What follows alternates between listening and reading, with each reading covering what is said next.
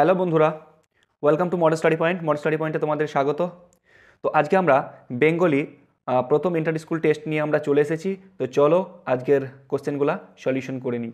First question দেখো, first বলেছে যে ক্ষুধার যন্ত্রণা বেশি না মৃত্যু যন্ত্রণা বেশি? এটা কি হবে? এটা হবে ভয়ঙ্কর। নেক্সট দেখো, 10 জনকে খুন করার চেয়ে নিজেকে না খাইয়ে মারা বড় পাপ। বক্তা কোন দিক থেকে বিচার করে এ কথা বলেছেন? এটা কোন দিক দিয়ে? এটা হবে সমাজ ধর্মের দিক দিয়ে।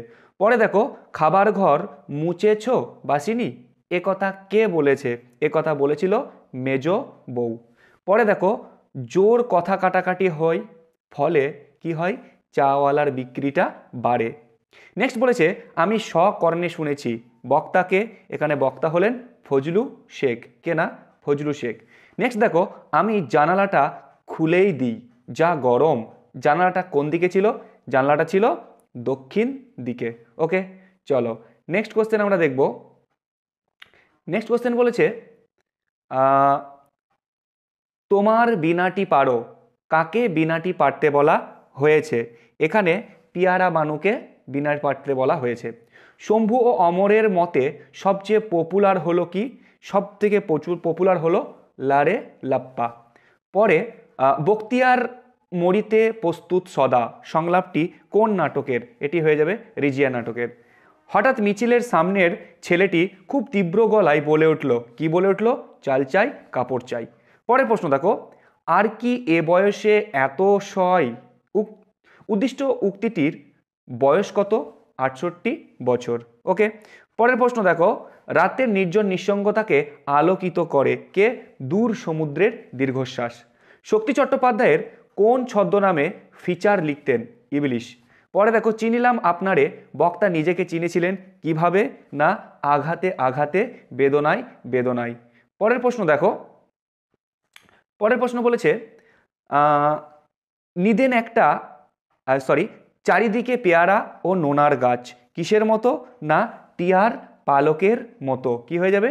টিয়ার পালকের মতো। পরে দেখো, নিদেন একটা রাঁধুনি তো ছিল, এটা কার কথা বলা হয়েছে? কার সঙ্গে রাঁধুনি থাকার কথা বলা হয়েছে? সিজারের সঙ্গে। পরে দেখো, উনি রীতিমতো হতবম্ব। উনার হতবম্ব হওয়ার কারণ কি? উনার হতবম্ব হওয়ার কারণ হলো কুয়োয় একটুও জল নেই। পরে দেখো, ভাওয়াইয়া গানের প্রধান বাদ্যযন্ত্র কি? এটা হবে দোতারা। ওকে, কি হয়ে যাবে? না দোতারা। পরের প্রশ্ন দেখো, Indian association for the cultivation of science প্রতিষ্ঠা কার শ্রেষ্ঠ কীর্তি? এটা হয়ে যাবে মহেন্দ্রলাল সরকারের শ্রেষ্ঠ কীর্তি। নেক্সট, পরের কোশ্চেন দেখো, পরের প্রশ্ন বলেছে মহাকাব্যে কুস্তি কি নামে পরিচিত? মহাকাব্যে কুস্তি যে নামে পরিচিত সেটা হচ্ছে মল্লযুদ্ধ। কি হয়ে যাবে? না এটা হয়ে যাবে মল্লযুদ্ধ। ওকে, নেক্সট দেখো, প্রত্যয় কোন জাতীয় রূপমূল? প্রত্যয়টা কোন ধরনের? এটা নিষ্পাদিত রূপমূল। পরে দেখো, গবেষণা শব্দের আদি অর্থ গরু খোঁজা, বর্তমান অর্থ কোনো বিষয়ে নিয়মানুগ বিশ্লেষণ। এটি শব্দার্থ পরিবর্তনের কোন ধারা? এটা হবে শব্দার্থের রূপান্তর। ওকে, তো এই ছিল আমাদের এমসিকিউ। চলো এবার আমরা এসিকিউগুলো সলভ করে নিই। ওকে, চলো দেখি এসিকিউ। দেখো ফার্স্ট কোশ্চেন কি বলেছে? ফার্স্ট বলেছে যে নিখিল ধীরে ধীরে টাকাটা গুনল। টাকাটা কে কেন নিখিলকে দিয়েছিল? দেখো এখানে মৃত্যুঞ্জয় দিয়েছিল নিখিলকে কি জন্য? রিলিফ ফান্ডে দেওয়ার জন্য। পরের প্রশ্ন দেখো, তারপর সে অত্যন্ত ঘাবড়ে যায়। কে কেন ঘাবড়ে যায়? এখানে উৎসবের ঘাবড়ে গিয়েছিল। কেন? যখন সে মন্দিরের দাওয়ায় ঘুমিয়ে গেছিল তখন একজনের পায়ে ধাক্কায় ঘুম ভাঙে এবং তাকে জিজ্ঞাসা করে যে তোমার কোনো চুরি টুরির মতলব আছে কিনা, তখনই সে ঘাবড়ে গিয়েছিল। ওকে, পরের প্রশ্ন দেখো, বৌদির কথা শুনে সে স্পষ্টত হতাশ। কে কেন হতাশ হয়েছিল? এখানে অমর গাঙ্গুলি হতাশ হয়েছিল। কেন? কারণ লভ সিনে অভিনয়ের জন্য নায়ক হিসেবে শম্ভু মিত্রকে নির্বাচন করায় অমর হতাশ হয়েছিল।